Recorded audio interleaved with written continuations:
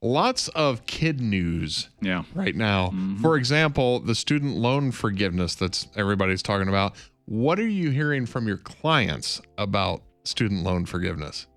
Well, a lot of them are, the joke is, I shouldn't have paid my student loans off, right? Right. Or my kids' loans off. I should have waited. I didn't know. So you're not hearing, why am I paying other people's student loans? No. That's the first thing they say, right? But then the second thing is, why am I paying for somebody else's loan? And my kids and grandkids are paying for this. This is wrong. Who paid for mine? Yeah, it's a moral hazard. I mean, It is. You read financial fundamentals.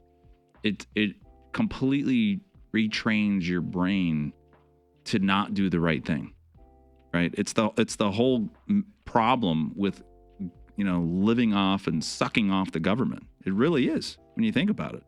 It's like, okay, well, I don't really need to work that hard, and I'll just get free checks from them this way and this way and this and this way. So there's no motive, there's no incentive. It's what's driven humanity since day one.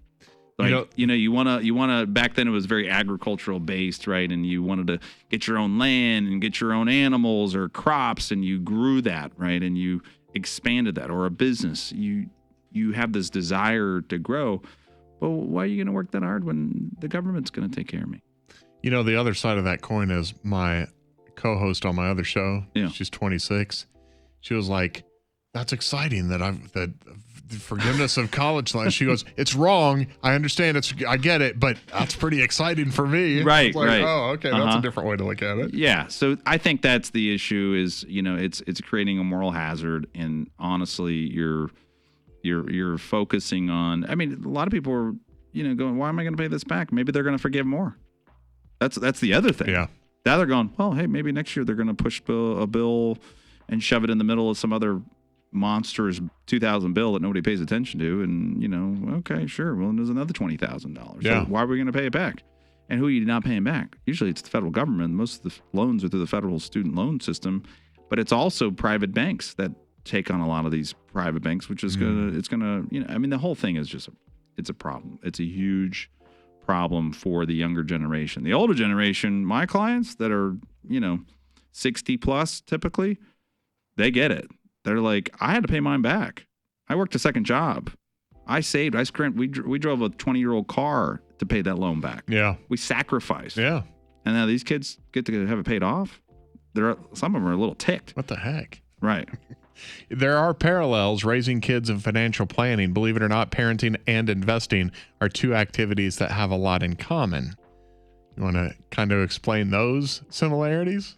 Yeah, nobody enjoys discipline, but it's necessary, obviously, to get like a swat on the butt? Right, exactly. You want results, then obviously you have to have discipline, right? I always try to have those parallels about exercise and financial planning. It's very similar in the sense of you got to put effort in. These people that have saved and invested, whether it's real estate or stocks or bonds, mutual funds or whatever, or their business, it's an investment, right? And they did that for 30 or 40 years. It would require discipline, especially a business owner. They had to wake up in the morning. No one was telling them to get up, and they did it, right? And then they sell it. And so investing and financial planning, it's very similar. You've got to do the work, right? You've got to do the work consistently over time. Okay, sure. There's people out there that inherited $25 million estate and, or whatever. There's inheritance too. They didn't work for that, but the primary client that we work for did. And it's a whole different mindset. When they earned it and there was discipline, they still have the discipline in retirement. Actually, it's hard sometimes or not hard, but it's more, we have to talk them into spending and enjoying life. Yeah. Because they work so hard. And they're like, he doesn't let me spend any money. I'm like, well, you're worth about $5 million. It's okay to spend a little money. Yeah. You're okay. It's time. And they were so disciplined for so long, and they were so used to not spending and living like, well below their means. It's like, okay, it's now okay. It's okay to take a vacation with the grandkids and pay for it all so everybody can go and the plane tickets. It's okay. It's $20,000. I get it, but it's not going to hurt you. It's tough after all that conditioning, though. You've saved Right. and saved and saved, and now. Right. They're like, hey, we went camping when the kids were little because I was saving money. You know, they thought it was fun, but we did it because it was cheap. Yep. Right. The kids today, I bet they haven't heard, go pick out a switch. Right. You ever heard that one? Right. I heard that one when I was a kid. Oh, yeah. What about like a well-balanced diet? There are parallels to a well-balanced diet in a financial plan. Yeah, absolutely. I mean, you know, if it was up to me as a kid or most kids, it would consist of mac and cheese and ice cream. Yeah. Maybe some pizza, right? You know, and so it's, you know, it's obviously tempting to load up on one particular type of investment, right? I should have everything in Tesla. And we had a guy come in with 4 stocks on about $700,000. 4 stocks, and they were all digital, and they have gotten crushed this year. Oh no. And I told him, you know, he didn't want to sell any of this stuff. And he wanted us to work with him. He wanted me to show his tax planning strategies for his business and show how his real estate investments could sell tax-free. And he wanted me to do all this work for him, but he didn't want us to diversify his portfolio. And he's probably wishing that somebody did at this point, because he wished he had some safety right now, because most of the stocks that he had, I'm estimating down 35 to 40% this year. Oh my gosh. Yeah. And so you look at that math and you're like, man, he lost $200,000. I mean, that's a lot of money on that net worth, right? He did well, but it was too much risk. And now he's to that age where he really needs that safety, you know?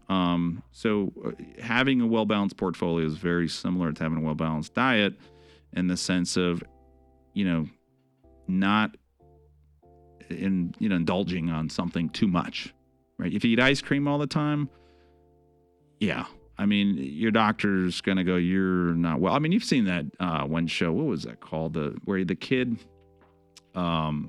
he ate McDonald's every single day. Do you remember that?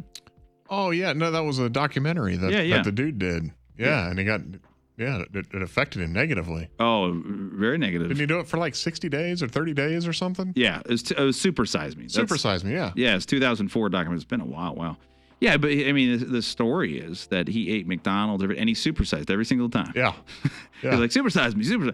And he was a young, healthy guy that took care of himself beforehand. And in 30 days, his doctors, literally in the movie, was real. It wasn't, you know, this wasn't a reality show. It was literally, the doctor was not an actor. He's like, we're not picking on McDonald's either. I mean, no, it could have been anybody, right? Yeah. But he goes, the doctors looked at him seriously and said, okay, this is real. And this is like in the 20-something day. It wasn't even 30 days yet. He's like, you really got to stop. No, you proved your point. Yeah. Your numbers are off the charts. Everything is going downhill. Your little experiment needs to end now. Yeah, it was fun. Yeah. You proved your point. Yeah. Like, stop. Like, you can't eat this every single day. 3 meals a day. Yep. I remember. What about, speaking of kids, what about patience? Patience is super important, yeah? Yeah, no, I mean... Because kids have zero patience. True. And that becomes a really good investor, right? You got the Warren Buffetts of the world that wait and wait and wait for the next opportunity. Like right now, you look at some of the big investors, a lot of them have been waiting for dips in the market, and then they got, you know, of course, a Warren Buffett will have billions, but a regular smaller investor may have $500,000 or $1 million or whatever sitting on the sidelines waiting to jump in on that certain stock price or that real estate buy or, you know, that business that they have always wanted to purchase. So it's having the patience. And then also when the market's down, right? Should you be measuring your performance when the market's down? Probably not. That's not a good, healthy thing to do. I've only made 3% return. Yeah, well, 8 months ago, it was a 12% return. Yeah. Corrections are usually very short, right? They pop back, and over time, you're going to get that 8, 10, 12% return if you're in equities or growth more, right? So there's not a silver bullet or magic investment. Sure, people have gotten rich, the Facebook guys, the people that develop an app that no one's heard of before, and they turn from a kid in college with no money to a billionaire. That's lightning in a bottle, though. It is. But it's also the 0.001% of the world. Congratulations to those people. They're incredibly intelligent. Some of them, they got lucky, right time, right place, right? It's like movie stars. You know, I've heard some amazing voices before, you know, and going, that person's voice is amazing. Why are they not on, on radio everywhere? Yeah. No one's found them. Yep. You know, like, wow, they look nice. They sound nice. That's better than half the stars I know. They just haven't been found. I'm just waiting, man. I know. Well, we just need to get your name out there and I need to get an agent. Well, you can be my agent. I could be your agent. I could promote you. What are you good at, though? I forget.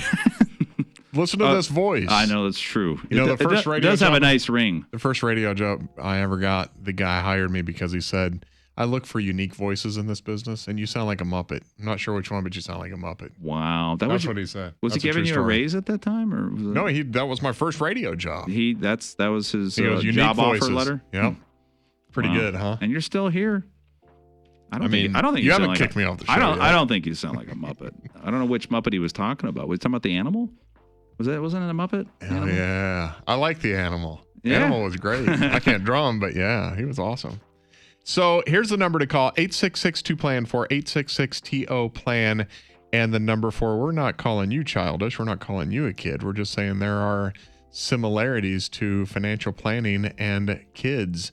We know you're far ahead of the game, but there is a private wealth division with your name on it. If you've saved $5 million or more, you qualify for the complimentary blueprint plan. If you've saved $1 million or more towards your retirement, call Integrity Financial Planning right now. 866-2PLAN-4, 866-TO-PLAN, and the number 4.